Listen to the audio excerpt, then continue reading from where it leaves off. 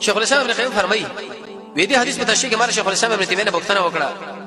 هغه ویلې د ابي ابن کعب یو دعا و چې ځان لپاره به دعا کوله نو نبی صلی الله علیه وسلم پوښتنه وکړه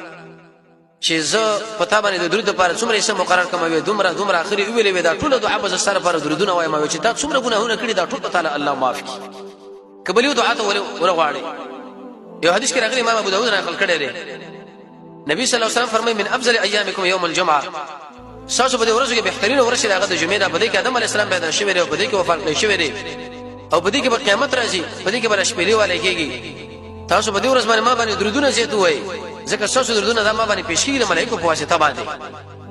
ملګرو پوښتنه وکړه یا رسول الله ته خو پاتې شوی بیا ساتي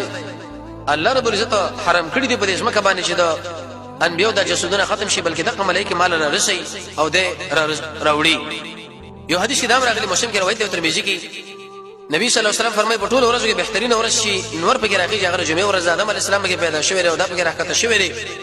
توبه په دې ورځ باندې قبول شوی دا په دې ورځ باندې وفات شوی دی په دې کې به قیامت راشي هیڅ یو ځل سر نشي چې سبا د جمعې شنو هغه چغي وي چې اجر قیامت الله رانه وري سوار پیرانو انسانانو په دې کې اوسات دي رسول الله فرمایي چې مؤمن انسان باغی کې دعا نه غواړي چې د درود ویلي پر رسول الله باندې مگر رب العالمین باندې دعا خامخا قبلې دا په دې طریقه باندې کېږي به چې وجمه سړې د سارنا منځنه تر ور خطو پر دعاګانې غواړي او بل جمعه به تر 10 بجو بل جمعه تر ماسپخینه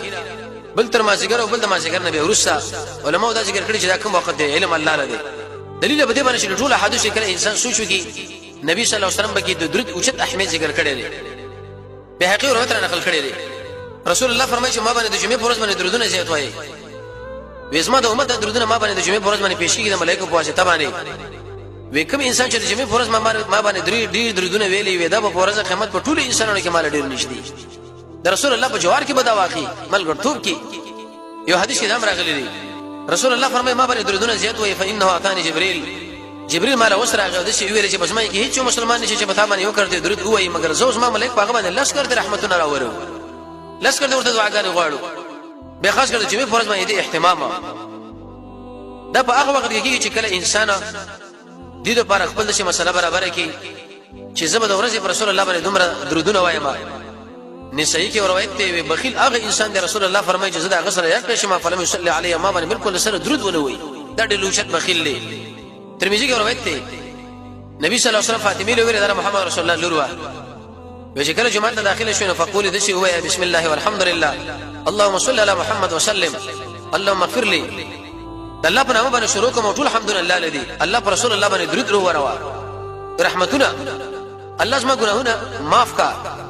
او استاد رحمت دروازې مال اسانه کا چې کله ودیم یې دشي وایا نو رب العالمین به تعالی به د رزق د دروازې اسانه کې د غیر پرم دعاګانې غواړي دلیل په دې باندې چې رسول الله باندې سړی درود وایي د دې انسان به د رزق الله رب عزت را فراخ نن موږ تاسو ټول دې شکایت کوو چې رزق تنگ دی او رزق تنگ دی اسباب ورته استعمالو